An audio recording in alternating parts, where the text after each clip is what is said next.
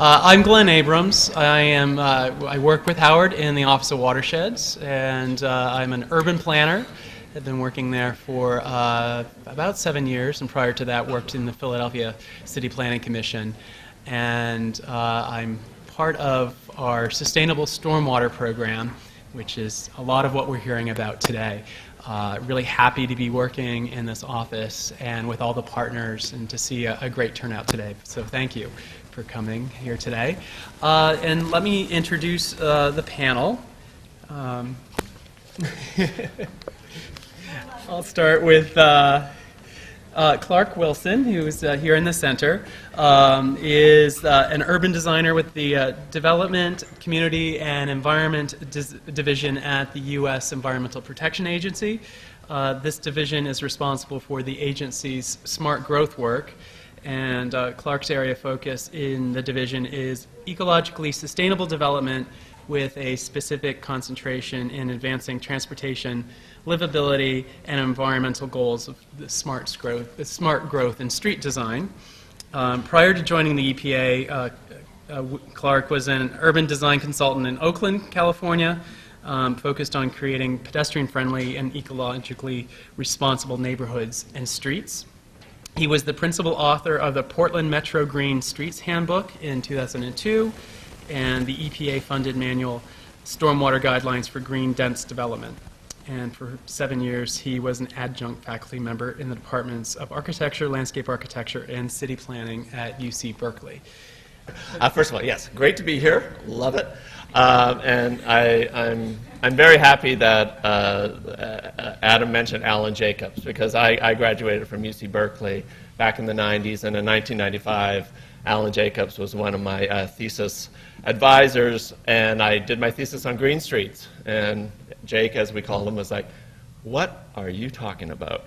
And over time, I sort of feel like I kind of converted him to see another way that great streets can be green streets.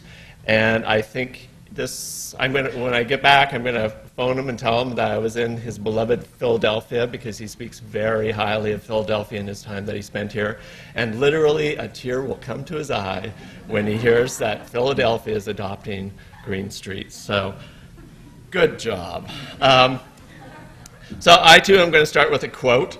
And this is basically just to base this all in sort of the philosophy here, that let's stop fighting against nature and let's actually start working with nature. So the idea of combining nature and culture together and reaping the benefits of that, because as we've been discussing for far too long, we've sort of been trying to separate them, and that is very costly in many, many ways.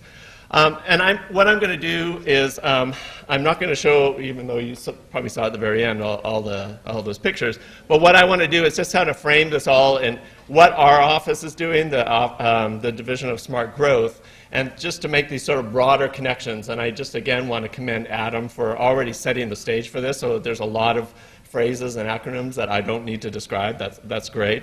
But what we're doing there, and we're working on a project now of sustainable streets. And this is a kind of working definition that one of our consultants has put together.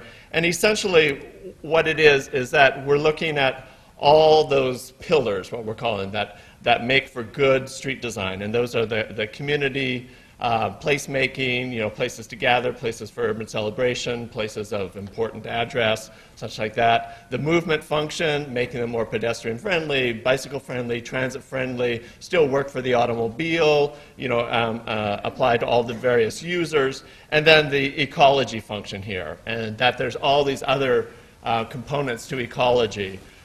But clearly what we're here today is to talk about that stormwater. But first of all, I just want to go back to say, again, you're solving a lot of problems with sort of one approach here.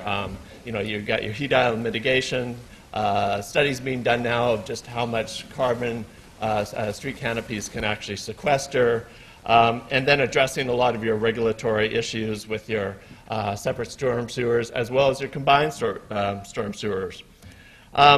So backing up a little bit more about some of the work that we've been doing in our office, the first is identifying, the issues of how you actually develop and the patterns of those developments and the impacts that those have on the watersheds. You kind of think about it like you look on the left, and that seems like, a very sort of friendly type of development. But then when you start thinking about that marching continually across the landscape, and then understanding that at the right, that's the kind of land uses and land forms that then are serving that other kind of population. Your wider and wider and wider arterial streets, your larger commercial areas, your parking. So, somebody put a little sound effect on that. Thankfully, you didn't hear that. I have no animation slides. I'm feeling really, 1999 or something. I'm not sure.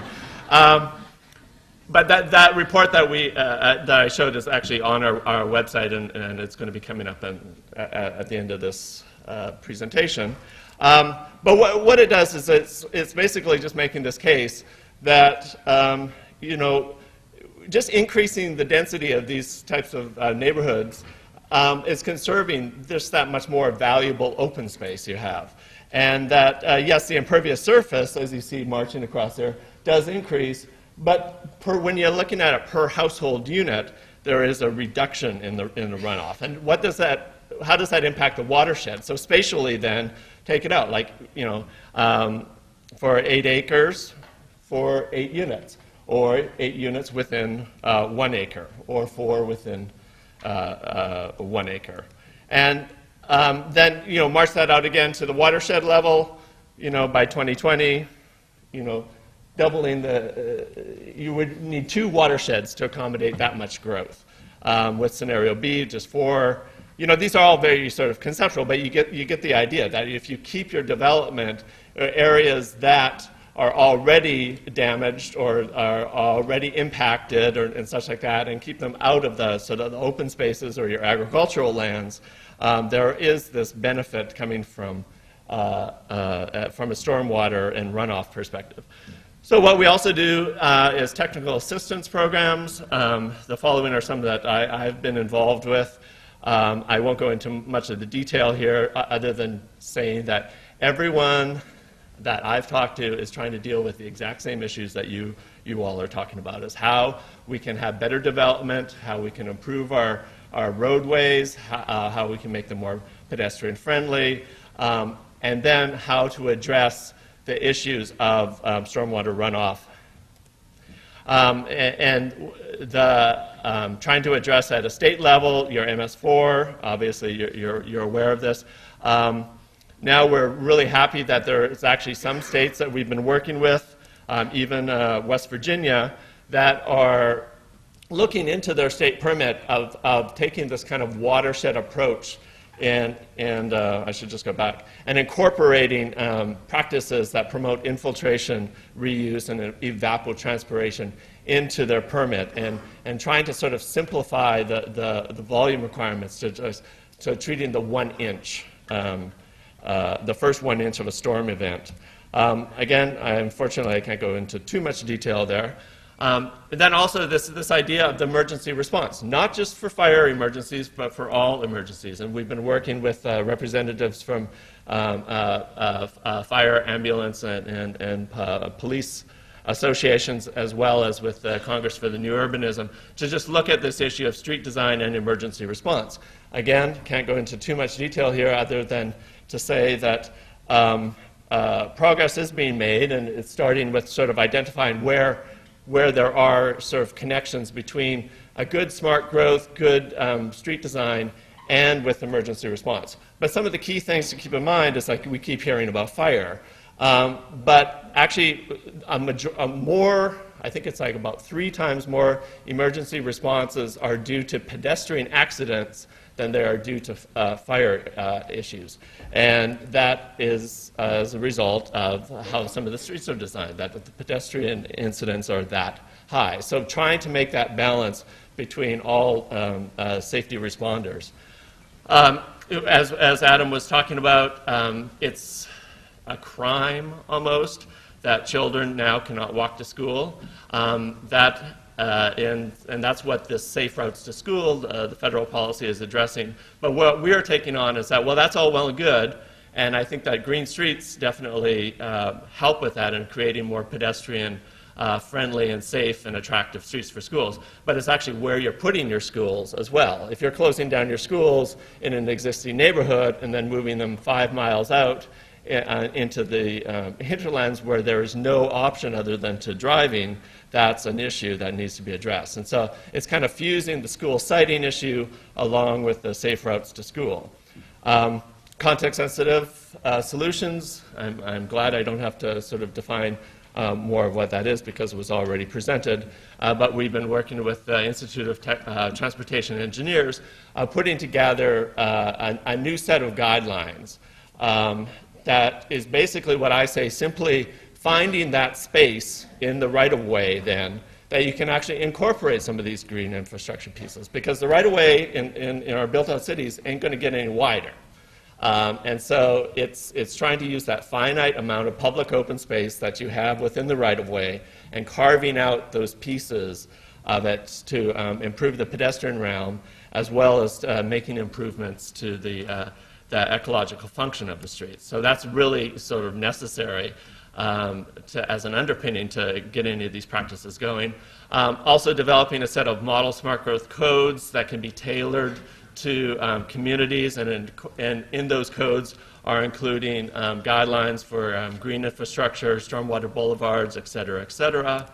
LEED-ND, obviously I'm sure a lot of you know that it's in the pilot right now, but looking not only at how you build the building, but where you build it, and how the site is designed, and how the streets are designed are all very, very important. This is some of the work that we've been doing right now with Kevin Perry. He's with Nevanang. He's the person from the city of Portland that has designed a lot of those very notable pilot projects. And then we've had him working in northern Kentucky here because they're dealing with their combined sewer overflow issues. And just looking at these kind of places for opportunities for this. You know, that sidewalk, what is that, the 100-year pedestrian event, you know, waiting for it? Yeah, that's a lot of... you know, and just looking around again at where there's opportunities then in the existing environment that you can, again, why is that sidewalk that way? You know, anyways, mine is not to question why right now. But you get the idea. These are all the things that you know we're going to be talking about. Challenges, there are a few. This is not from the American City. This is from a David Macaulay book. You know. This is the next phase that we're going into, and research that I'm taking on now is how, you know, where from a federal agency we can start helping with the issues of utility placement and also the issues of early coordination, because I think the point was made, you know, streets are actually two systems of infrastructure that are on top of each other, and the coordination of the two is very, very important. And, you know, they knew that back in 1916. Has our coordination gotten any better? Some of the cities are succeeding in doing so. And this is actually just a big thing. It's great to have policies. It's great to have your you know, that you're going to do this and that and the other thing, but you need those codes behind them to back it all up. And so, finally, and with another little quote here, Bruce Ferguson is kind of the guru of stormwater management, and I would say that it not only combines all the things he's saying there, but stormwater also combines all your city agencies. I know that sounds really boring, but it's a big concept that needs to come together. Your parks and recs, your DPWs, your DOTs, your planning. Come on, let's get together on all this. Okay, thank you.